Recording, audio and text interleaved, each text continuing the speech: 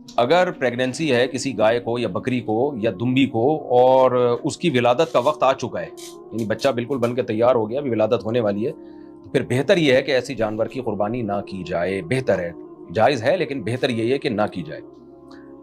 اور اگر ایسا نہیں ہے، ولادت کا وقت ابھی نہیں آیا، تو پھر بلا کراہت جائز ہے، اس میں کوئی حرج نہیں ہے. باقی اگر ایسی جانور کی گائے کی قربانی کسی نے کر دی تو بچے کا کیا ہوگا؟ تو بچہ بعض فقہا کے نزدیک تو جانور جب آپ نے ذبح کر دیا تو وہ ذبح کرنا بچے کا بھی ذبح کرنا کہلائے گا، اور بچے کو الگ سے ذبح کرنا ضروری نہیں ہے، بلکہ بچے کا گوشت بھی آپ کھا سکتے ہیں اگر وہ مر گیا.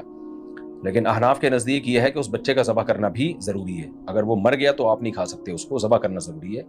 اور دیگر فقہا کی دلیل ہے زکوٰۃ الجنینی زکوٰۃ امیہا، کہ بچے کا ذبح کرنا اس کی ماں کا ذبح کرنا نہیں ہے. اس حدیث سے انہوں نے استدلال کیا کہ بھئی جو ماں کو ذبح کر دیا تو بچہ بھی خود بخود ذبح ہی کہلائے گا. احناف چونکہ قرآن کو بہت زیادہ ویلیو دیتے ہیں، احناف کہتے ہیں کہ اللہ نے مردار کو حرام قرار دیا ہے، بغیر ذبح کیے ہوئے جانور کو حرام قرار دیا ہے، تو اس میں یہ بچہ بھی آتا ہے. بچے میں جب زندگی تھی اور اس کو ذبح نہیں کیا آپ نے اور مر گیا تو وہ مردار میں ہی داخل ہے. تو چونکہ حدیث خبر واحد ہے، تو جب بھی وہ قرآن کے خلاف ہوتی ہے تو احناف اس حدیث میں تعویل کرتے ہیں. یہ اصول ہے فقہ کا. تو وہ یہ کہتے ہیں کہ بچے کو حدیث میں جو آتا ہے بچے کا ذبح کرنا، ماں کا ذبح کرنا بچے کا ذبح کرنا ہے، تو وہ کہتے ہیں کاف حرف تشبیہ یہاں محذوف ہے، زکوٰۃ الجنینی کا زکوٰۃ امیہا، یعنی وہ دونوں سیم ہے. کیا مطلب؟ ان کو ذبح کرنے کا طریقہ سیم ہے، جیسے ماں کو آپ نے ذبح کیا ایسے ہی بچے کو ذبح کریں گے. تو اگرچہ یہ تعویل ہے حدیث میں، لیکن تعویل صرف عقل کی بیس پہ نہیں کی ہے، بلکہ قرآن میں چونکہ مردار کو حرام قرار دیا اللہ تعالیٰ نے، تو وہ بھی تو ایک جانور ہے.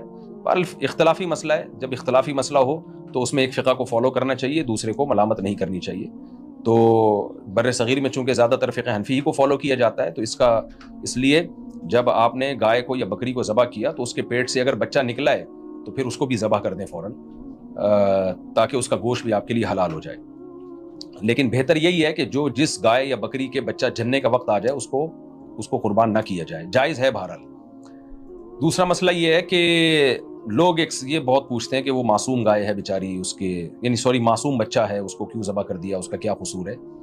تو دیکھیں، جو بچے کی ماں ہے وہ بھی کوئی کبیرہ گناہوں کی مرتکب نہیں ہے، معصوم تو وہ بھی ہے، تو اس کو کیوں ذبح کر رہے ہیں؟ تو معصوم تو دونوں ہی ہیں، ماں بھی اور بچہ بھی. فرق یہ ہے کہ اللہ نے ان کو ہمارے لیے مسخر کر دیا ہے، کیونکہ بچے کو آپ اگر ذبح نہیں کرو گے تو وہ کیسے پالو گے آپ اس کو ماں کے بغیر؟ اور وہ اکثر مر ہی جاتا ہے وہ. تو یہ بہتر ہے کہ مرے بغیر کسی انسان کے کام آ جائے اور انسان اس کا گوشت کھا لے، یا آپ اس کو ذبح کر کے کسی کو بھی اس کا گوشت کھلا دیں، تو وہ آپ کی مرضی ہے. لیکن اس کو یہ کہنا کہ معصوم بچہ ہے، تو جانور بھی خود سارے معصوم ہی ہوتے ہیں، گناہگار سب انسان ہی ہوتے ہیں، تبھی جانور کوئی بھی جہنم میں نہیں جائے گا، کیونکہ سارے معصوم ہی ہوتے ہیں.